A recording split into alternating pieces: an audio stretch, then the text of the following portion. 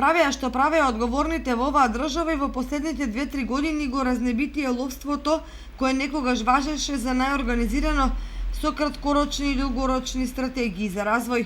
Денеска концесионерот на двете најатрактивни ловишта во Кочанскиот реон, кој ги доби за по 500 евра годишно, без изградена инфраструктура во ловиштата, стопанисува како што знае далеку од очите на овдешните ловци и на пошироката јавност. Во исто време пропаѓаат објектите на некогашното ловно здружение Осогово, препуштени на завод на времето. Ловниот дом кој претрпе провални кражби и заборавени запостен со препарираните животни во него. Фазанаријата кај Чифлик исто така. Стрелиштето за глинени гулаби и со зарагени катанци на вратите. Чеките за ловците се распаднати. Сето тоа во времето на приватизацијата и на развојот на ловството.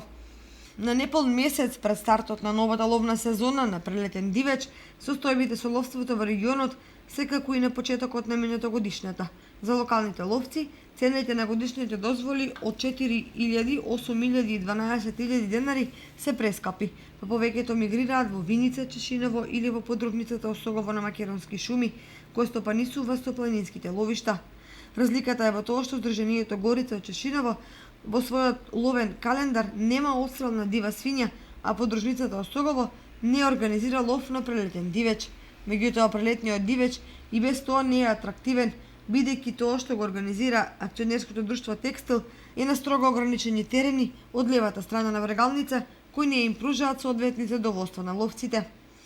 Иако звучи парадоксално, во услови на поголем број концесионери, дивечот е изложен на се поголемо истребување, односно се помалку е заштитен. Нема правовремени информации кое здружение кога организира хајки за отстрел на штетен дивеч, какви се резултатите од истите и слично.